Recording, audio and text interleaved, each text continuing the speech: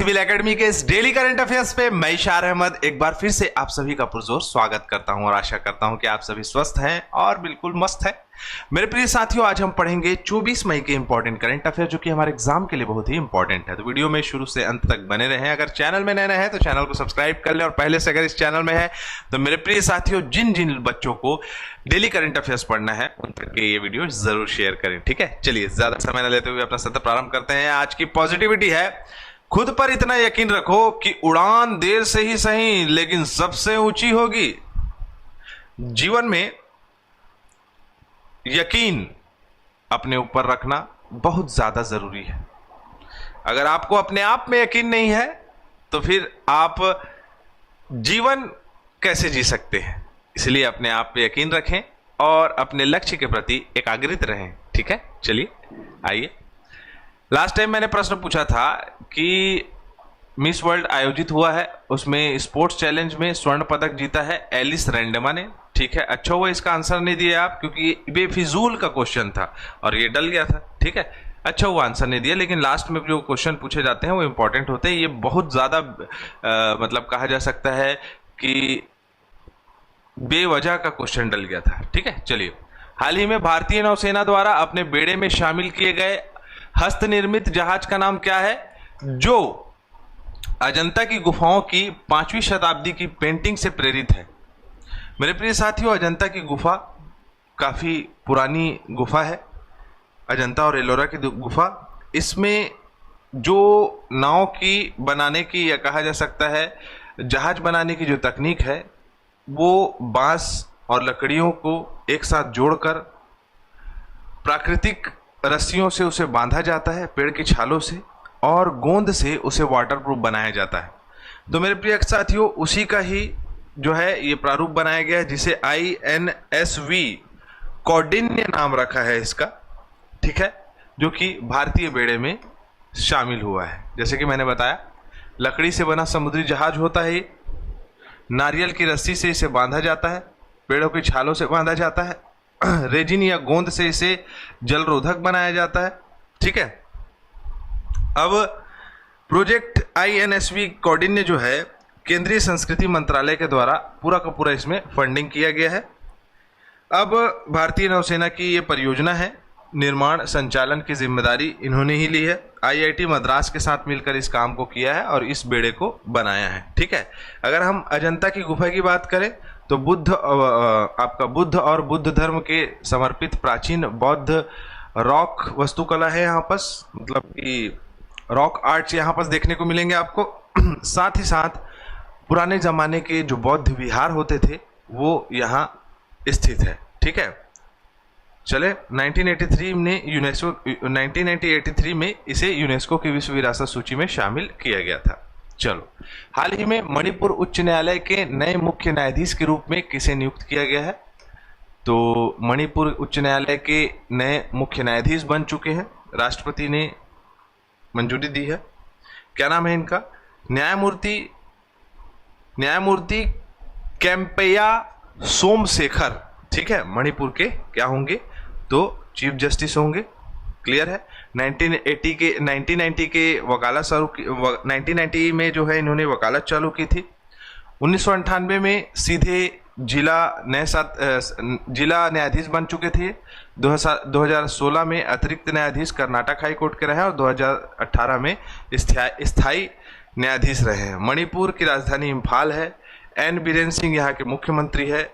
अजय कुमार भल्ला यहाँ के राज्यपाल है। 15 अक्टूबर 1949 में संघ में प्रवेश किया है मणिपुर, और 21 जनवरी 1972 में राज्य के रूप में ये आया है। पहले केंद्र शासित प्रदेश था।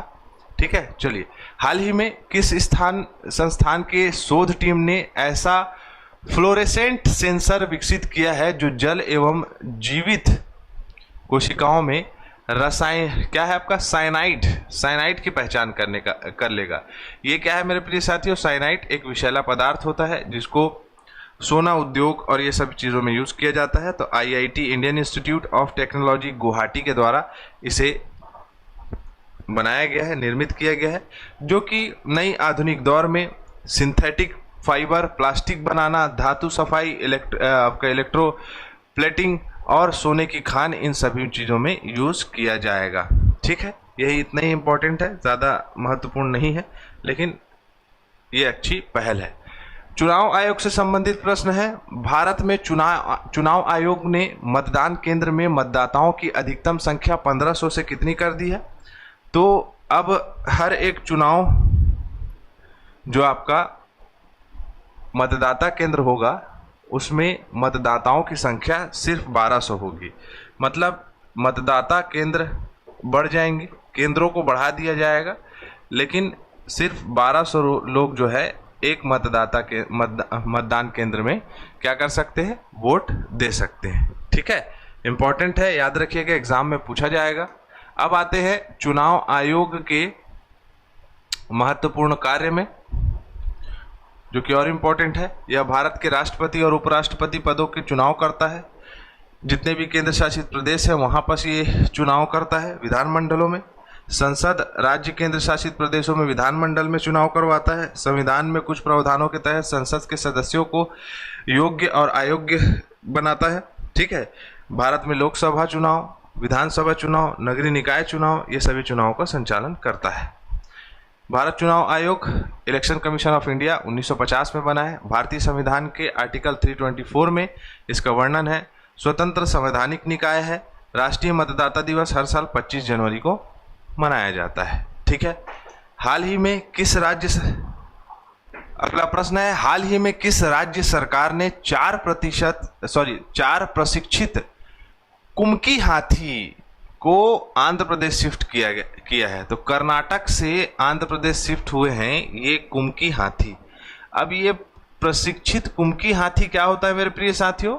एकदम आसान भाषा में, जो हाथी कुमावत से, मतलब कि एक ट्रेनी हाथी के पालनकर्ता से ट्रेन हो जाते हैं, उनसे जो है आपका मतलब संभल जाते हैं, आसान भाषा में समझे तो उन्हें कुमकी हाथी कहा जाता है। अब ये क्यों इंपॉर्टेंट होते हैं? तो मान के चलो किसी जगह में हाथियों का अतिक्रमण हो गया, हाथी जो है आकर उस जगह घुस गए और जो है गांव के गांव बर्बाद कर देते हैं। तो ये कुमकी हाथी जो कुमावतों के द्वारा पाला जाता है, वो कुमकी हाथी जो है उन हाथियों को हकालते हैं, बाहर करते हैं। समझ रहे हो? तो इनको कहाँ शिफ्ट किया गया है? 4% हाथियों को आंध्र प्रदेश शिफ्ट किया गया है कर्नाटक से। कर्नाटक क्षेत्र अगर हम देखें तो दक्षिण भारत के प्रायद्वीपीय पठार के क्षेत्र में कर्नाटक और आंध्र प्रदेश के जंगल आते हैं, वहाँ इन्हें शिफ्ट किया गया है। ठीक है, सेम सारी चीज़ें लिखाई होगी। चलो अब फटाफट रिवीजन करते हैं। गीता समूता जो है वो माउंट एवरेस्ट पर चढ़ी और ये केंद्रीय औद्योगिक सुरक्षा बल की पहली महिला है। Overseas citizen of India portal गृह मंत्री अमित शाह ने स्टार्ट किया है। भारत हाल ही में 2025-26 की अवधि के लिए एशियाई उत्पादकता संगठन की शासी निकाय बैठक 67 सत्र के दौरान अध्यक्षता ग्रहण करेगा। तेलंगाना में चालू हुआ है इंदिरा सौरागिरी जल विकासम योजना, जो कि अनुसूचित जाति जनजाति लोगों को क्या करेगा?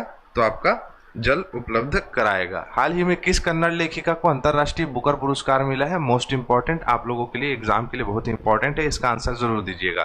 ठीक है, कल वाला क्वेश्चन एकदम बकवास था। इसी के साथ मैं इजाजत चाहूंगा। जय हिंद, जय भारत।